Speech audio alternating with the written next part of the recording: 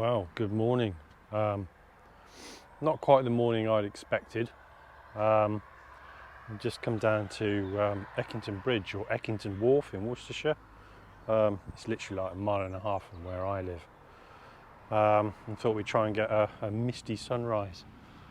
Normally when you come down here at this time in the morning, it's absolutely dead quiet. No one's about, and you've got the whole place to yourself. But this morning I've got fishermen, I've got paddle boarders, I've got dog walkers, so it's quite busy. I've come with the Nikon Z6. I've come with my landscape lens, which is my 24-70. I just thought, instead of lying in bed, getting up late, it's worth making the effort. So here I am. So this is what I'm seeing. Let me just turn the camera around.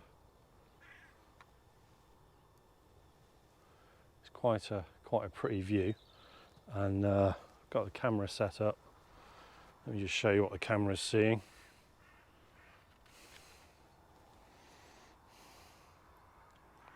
I don't know whether you can see that clearly on the GoPro. The sun hasn't risen yet, but it'll be rising more or less straight down. What I like about this location is, you come down here and you got the mist, and the sun rises, and you got the sun coming through, shining through the willows, through the mist, and it can make for a nice shot.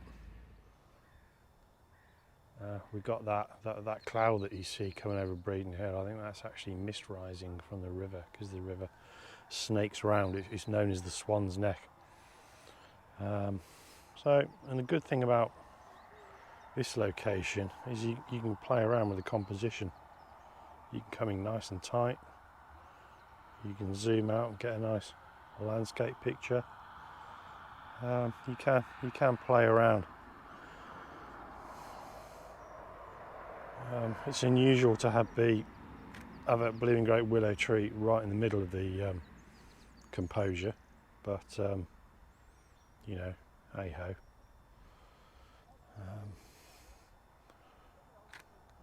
I've always hoped I get a swan coming in nice and low and land right in the middle of the shot. That would be fantastic. If you do come to this location, just be prepared. Obviously, I'm doing a landscape picture, so I'm using a comparatively slow shutter speed and a low ISO. If you heard some geese coming in or a swan coming in, you've got to be prepared to ramp that ISO up really, really quickly and increase that shutter speed. Because if you don't, the wings and part of the body is you're going to get motion blur, and it's not going to look good. So I'm always kind of thinking ahead, and I live in hope. That mist is virtually gone now, which is a shame. So there you go. We'll go back. Oh, we've got a boat coming. Oh, we might as well get that in focus, in the shot.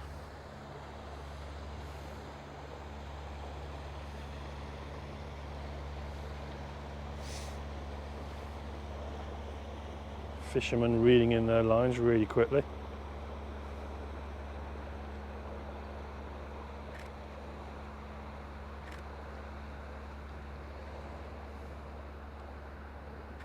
That'll be interesting to see how that looks.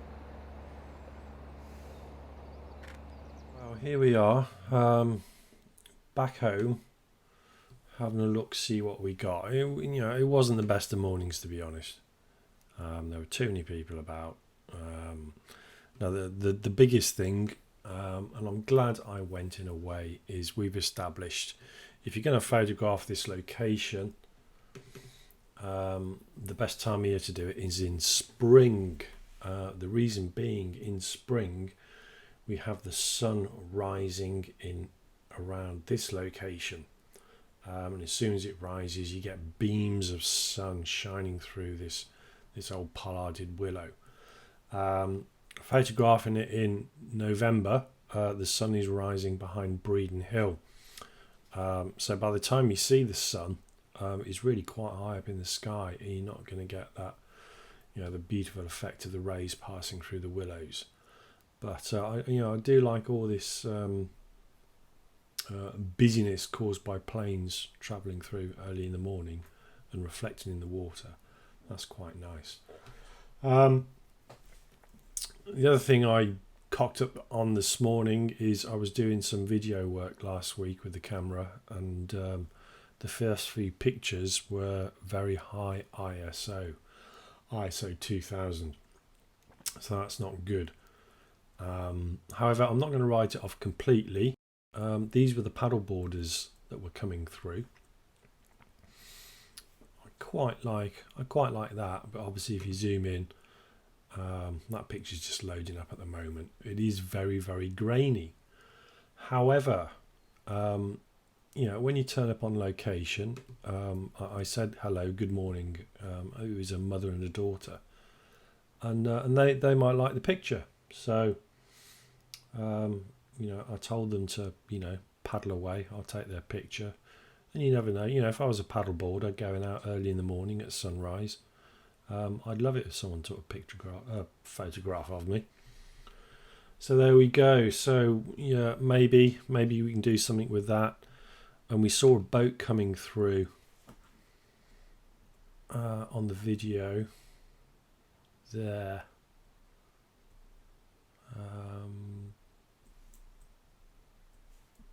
That's quite nice. Look at all the waves and that's quite nice. Rover exposed on the sky.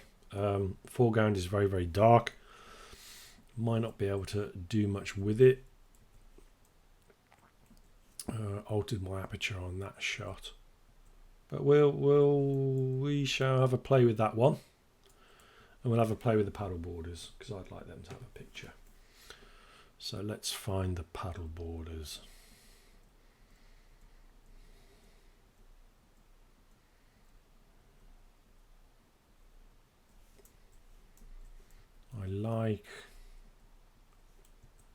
I like that one because we got the beginnings of an echelon there, look, in the ripples. So we'll go for that. Okay, so we're in Lightroom. I'm not using Photoshop at all today. Going to develop.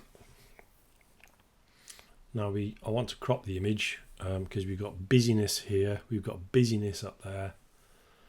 So I will crop it. So let's have a look. Let's see what we can generate.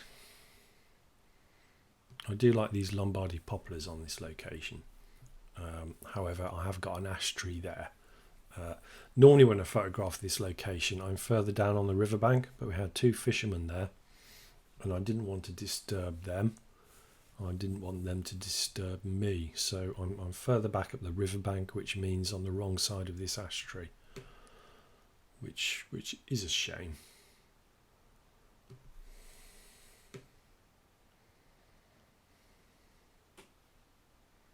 So let's see what that looks like.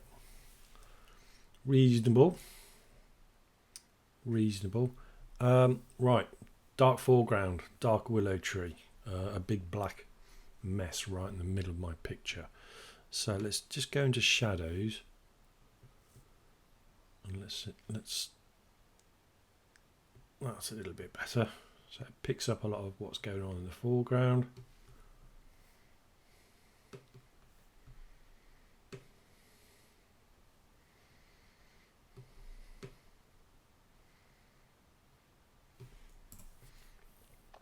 That's a bit better. So now we've got more detail in the foreground, but we've still got an overexposed sky.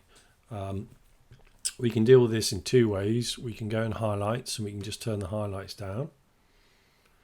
See how much better that looks like. But I'm going to leave the highlights as they were. Put them back onto 0. And let's just use this tool to, let's have it about there. And then we can turn the exposure down in the sky. a little bit better. But you'll notice if I turn the exposure down the sky, obviously the willows are also in that section of the picture and they go darker as well.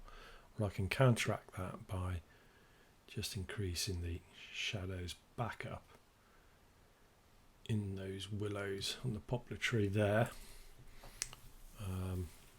and that helps correct that.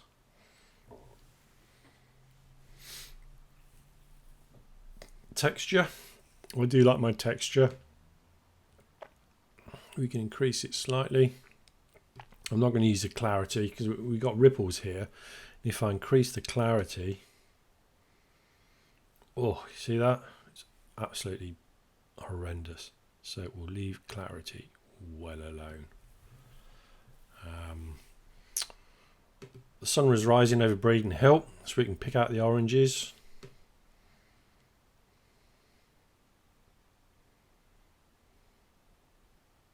Just pick out the oranges slightly. Yellow as well, we can increase the saturation on the yellow slightly. Good. You can see such a high ISO, it's grainy. But you know, if I was the mother and daughter, I might quite like that picture. So I mentioned that echelon there, look, that's rather nice. And we could kind of highlight that echelon. If you go to my brush tool, let's just zero those. So all those are at 0, 0 that, and 0 that. So we could turn the texture up slightly. We could turn the whites up slightly. And then we could just, let's increase that size slightly on my brush. And we could just paint over here. You'll barely notice it. Let's just reduce that brush size down now.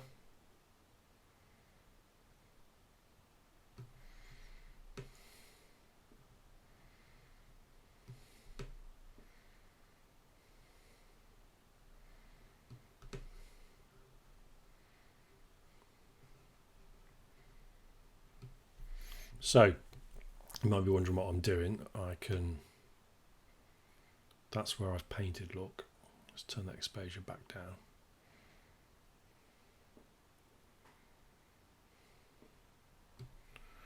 We can just increase the whites. Just sort of accentuates that echelon. And we can do that with shadows as well with the willow trees if we wanted, and the riverbank. But no, I'm not happy with it because it was such a high ISO, but you know, I'll keep it. Mother and daughter might like it. We could play around black and white. That's quite moody. Black and white punch is horrible. Low contrast, that looks quite nice, but you know, hey, we got a bit of colour in this sky, so we'll leave it at that. Right, let's have a look at that boat. Where is the boat?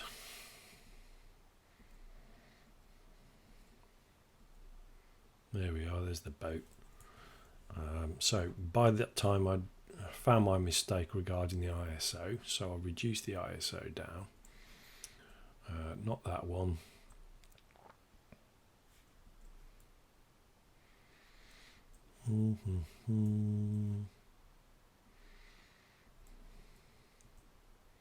I think that one. Okay, let's have a play around, see what we can do with this shot here. So again, messy, messy, messy. Get rid of that with a crop. Let's try that. We'll get rid of the edge of the poplar tree.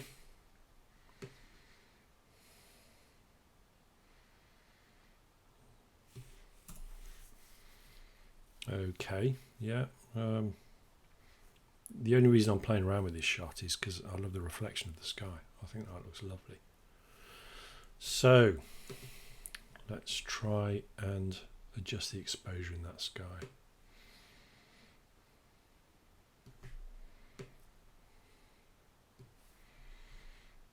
If you have a look on the willow in the sky, you'll see that the sky come into the correct exposure and the willow goes very, very dark.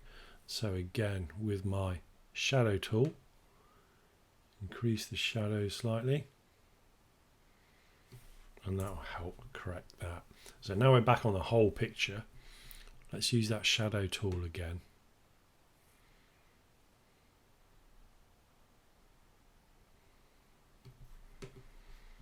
And increase that and see what happens. Not a lot.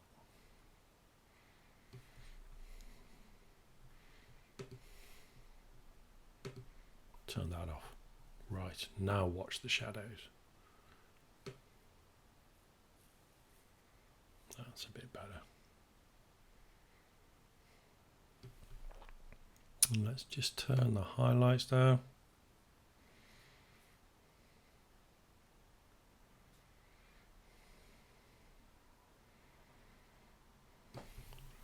Yeah, you know, it's reasonable. It's reasonable.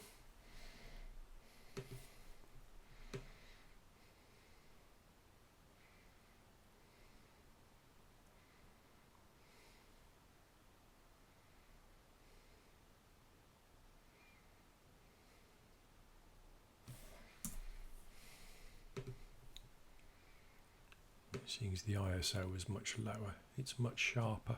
Picture's much sharper, but I do like that. Was it like in black and white? Punch again always looks awful. No, I definitely think colour is better. Let's just have a look again. You know, it's sunrise. We've got a bit of orange in the sky.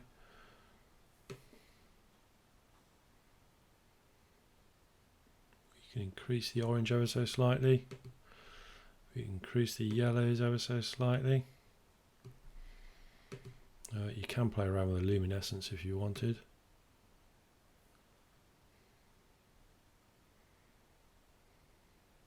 It's picking up the orange in that cloud there, or in that mist. Again, on yellow. No, don't like the yellow. And you could, you know, you could pick up the greens in the riverbank slightly, but I'll leave those alone.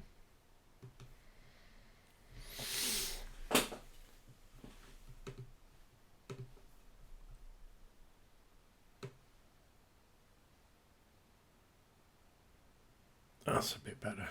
You can see the green coming out in those willows.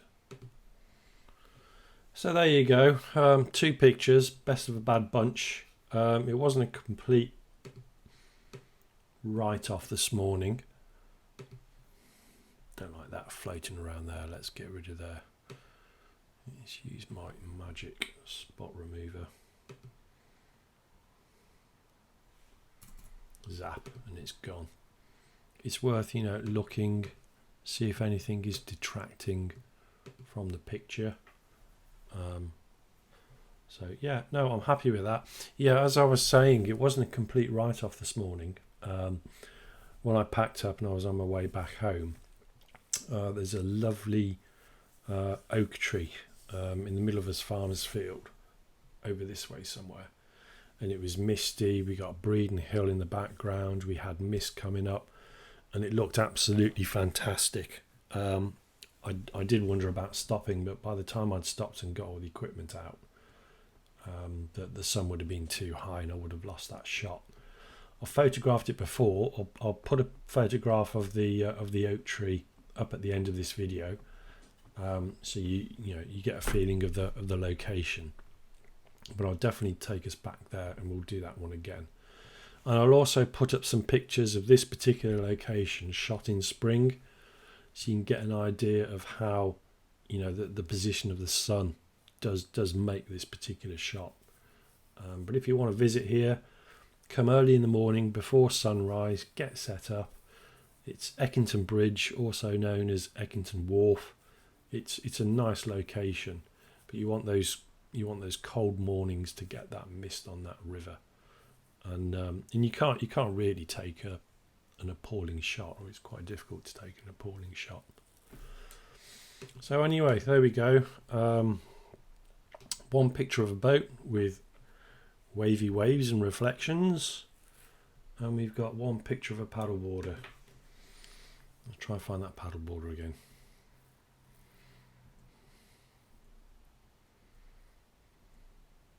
There they come into shot.